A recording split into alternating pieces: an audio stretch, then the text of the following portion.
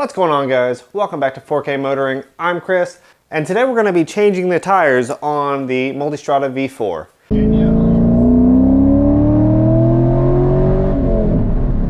Now, I've had a Ducati Multistrada since 2015 when I got my third generation 2015 Multistrada 1200S.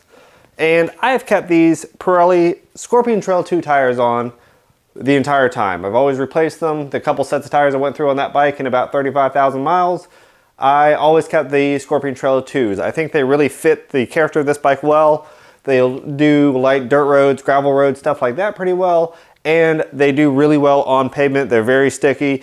And they even last a decent amount for the type of bike that this is. This isn't a sports touring adventure bike. It's still powered by the Superbike derived engine. It puts out a lot. I mean, these Ducatis are not underpowered by any stretch of the imagination. And because of that, rear tires typically don't last a very long time. So we're not quite burned out on this tire. We've got about 8,000 miles on the bike now, just over. And really we have probably a good 1,000 miles left of life on this tire. We are flat spotted pretty well, but when we look at our tread gauge, we're pushing right between 3 and 4 30-seconds of tread left. For me, that's not a lot. That really gives me a little bit of apprehension, especially in wet conditions where I become a little bit worried that the center is going to start to spin out. I know on the outside of the tread, we still have closer to 8 or 9 30-seconds. So I know if you start getting off angle, it's probably going to correct itself, but at least in the interim, you have a chance of spinning up, and that's not something I want from this bike. We are getting ready for our trip back to Austin, Texas for the GP race. Again, we are taking the V4 Multistrada from Raleigh, North Carolina to Austin, Texas. I don't know if we're going to do an iron butt this time, but we're definitely going to make the trip. And I want to make sure we have good tires for that. Obviously, with about 1,000 miles of life left in this tire, we could probably push a little farther, but we're definitely going to need a new one before then. And obviously don't want to run into an issue with getting one in that time frame. The second issue is a little bit more time sensitive. You guys can probably see the plug here, and you can probably see a little gash extends past that plug, and that's where the problem really lies. Somehow I picked up what looked like almost like a washer had come through the tire. It was flat and double-sided. I found that was in the tire after I noticed a slow leak had developed, where I could fill up the tire and I could ride reasonably for a couple hours without any downside, but if I let the bike sit around, the rear tire would go just about flat. I discovered this when I was riding to a class out of town, and it was about a 60-mile away class, and it ended up being about 10 hours that day. So while I was in class, this tire deflated to what I'm guessing was probably about 20 PSI or something like that. I was carrying extra books and a bunch of gear, so I did have some luggage on the bike. It was way down in the back, plus me. And I noticed as I was riding back in typical Ducati fashion that the back end got a little bit squirrely underneath me. It really didn't feel stable, and I noticed I was having a hard time tracking the bike, and especially under heavy acceleration, it really wanted to walk out and be a little bit unstable. I realized there's probably an issue, went and got air, and noticed I was down to about 20 PSI, pumped it back up to 40-ish PSI. The typical range is 36 to 42, depending on rider weight, passenger, luggage, all those factors. I normally stay, if it's just me, and I know it's just me, especially without carrying a lot, I'm about 38 PSI, which is having the bags on there, but mostly empty. If I'm carrying stuff in the bags or a passenger, I'll be at 40 or 42, something like that. I discovered when I got home that washer that was in the tire.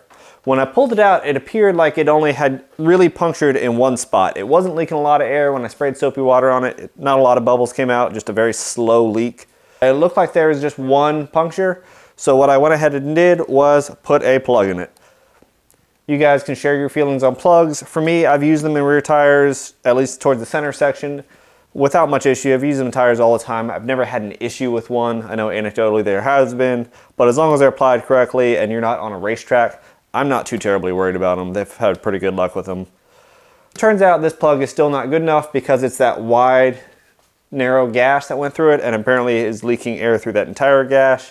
That one plug did not stop my air leak. It did slow it down a lot, but it still has a slow leak in air. So we're gonna go ahead and take this tire off. I'm gonna show you exactly what you need to take the tire off, what you need to be aware of. This is a typical dual-sided swing arm. There's not a whole lot super unique about it. It is a pretty easy process, but we'll go ahead and yank that off of there. Hopefully get this changed out. We're gonna put a Michelin Road 6 tire on it. I struggled a little bit to decide exactly what I wanted to do with the tires, if I wanted to keep sort of an ADV type tire or just go with a straight sport touring option. For this bike, for what I've done in this last year, it's hit some gravel roads, it hit some fire roads, but really it spends most of the time on the pavement, and the Road 6 is probably the perfect tire for that purpose. Later down the line, if I'm able to find some better off-road or really do some more adventuring with this bike, I'll probably end up getting a second wheel set with the spoke wheels anyway, and on that set I can put some a little bit more aggressive off-road tires. For these, the Road 6 will be perfect, I think. I'll let you guys know what I think about them once I get them, but let's go ahead and get this tire off. Okay, what you're gonna need for this job is a 36mm socket, 12 point for the axle nut here, and a pretty decent breaker bar to get this thing off. There is a lot of torque on this axle nut. All right, and here's my extra long breaker bar. And that's really what I needed to get this axle nut off. There is a ton of torque. I'll leave that torque value right here. It is a lot for this bike. And when we take it off, there is no cotter pin or safety wire or anything on these axle nuts. With the axle nut off, we should be able to get the axle to start coming through. We're just gonna tap it. We've got a small mallet. We're gonna put something to keep it from damaging. There we go, and that is coming through. This alignment tool comes out. Make sure it stays oriented in this direction towards the front of the bike. You can see on the back kind of some dirt that should show you how it aligns. Personally, I've found that a 3/4 inch socket is about perfect to fit on this axle to help force it through. We just need to get enough out on the drive side to be able to pull the axle out. There's always a little bit of torque when the wheel drops, so just be careful when this axle gets pushed in past the swing arm on this side. You're gonna get some torque, you're gonna have to support this wheel.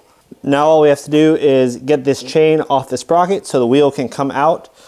On the brake side, our brake is already free. We don't have to worry about that side other than making sure it doesn't drop and dangle. On this side,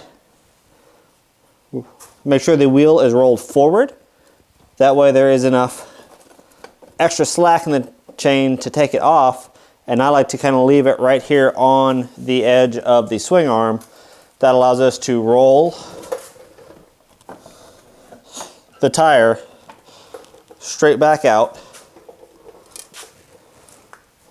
and we're done. For those interested, it is a good time to remove the cush drive, the chain drive as well. Make sure we set that aside. This stuff should all be cleaned as it's taken out, and it's a good chance to re-oil and re-grease everything as well.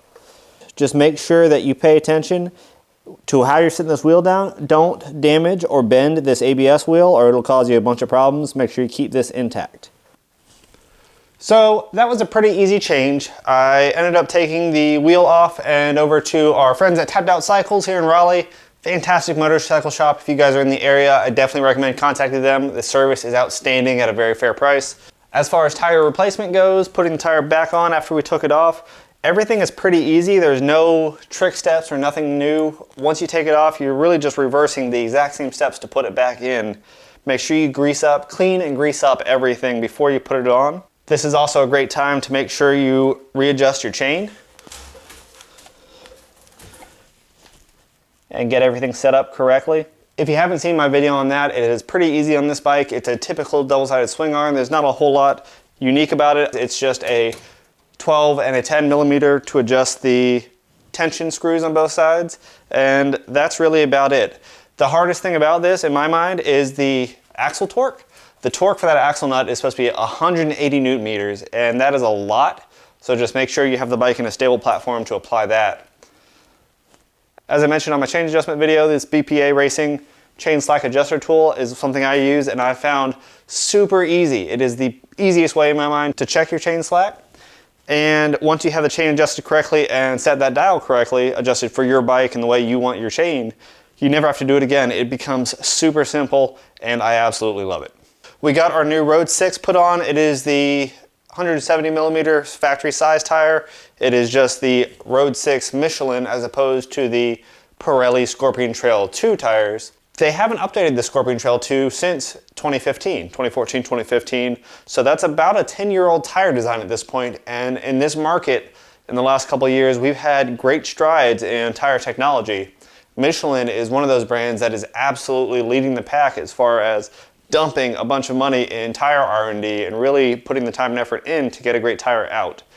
The Road 6 is their latest version. That came out late 2020. So it is featuring some of the most advanced, most modern features you can get as far as tire compound goes, as far as composition and tread pattern.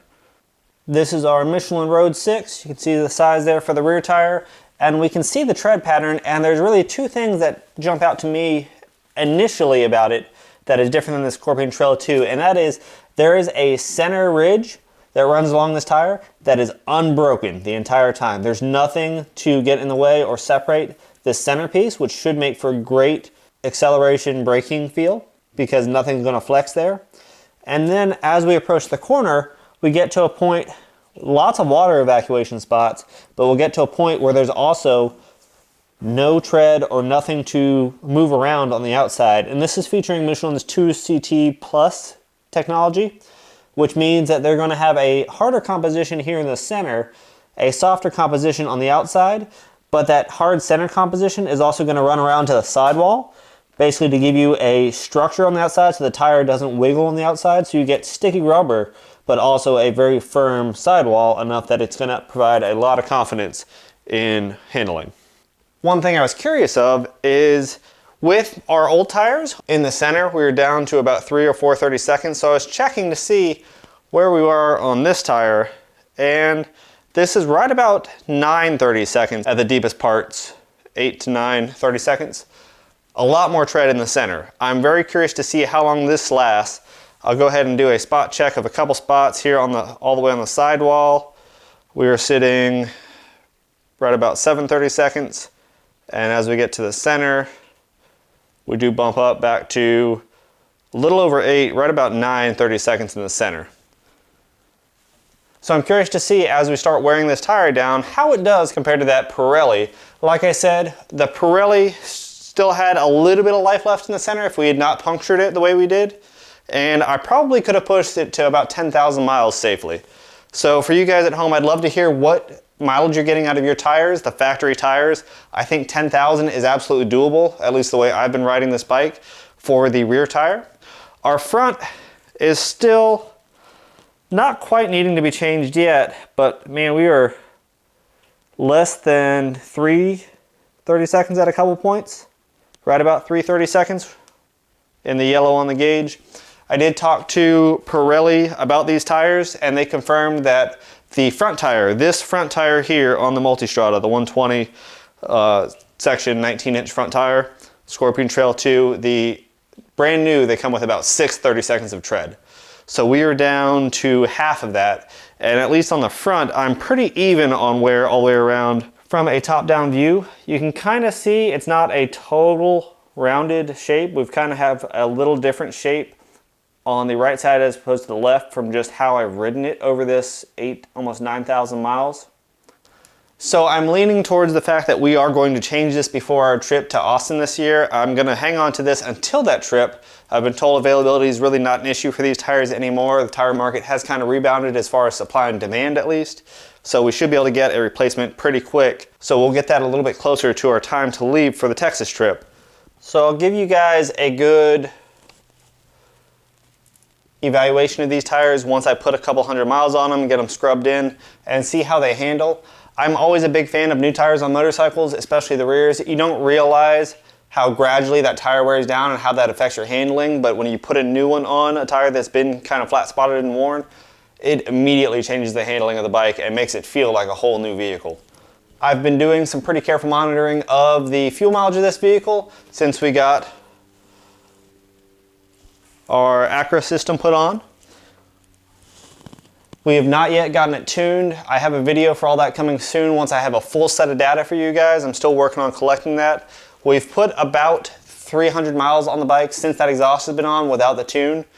Good news is, for these exhausts, they leave the header tubes coming off of the cylinders, and those have the O2 sensors built into them. So you don't have to change any sensors or remove any sensors, and there's no servo or exhaust valve on this bike, so you don't have to mess with that. So really you can throw on basically replace the catalytic converters back and not affect any of the electronics on the bike. It is pretty safe, it is comfortable with that.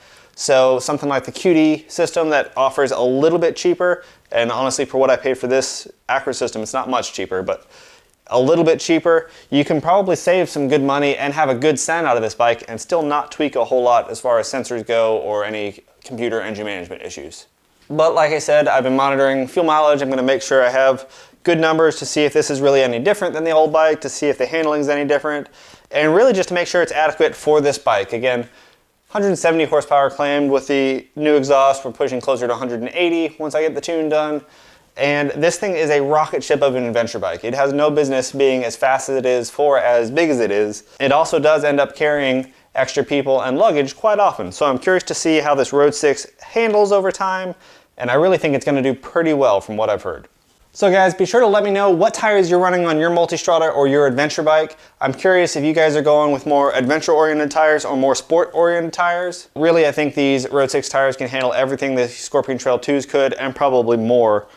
And I'm really looking forward to what they can provide, the feel they provide, and their overall handling. Like I said, let me know what you're running. Let me know if it's more adventure-y, more sport touring oriented. If you're running these tires or any different tires, let me know kind of the mileage you're getting out of them and your overall impressions. If there's any you really liked or didn't like, I'd love to hear that, and I'm sure everybody watching this video would love to have that information, especially related to this V4 Multistrada.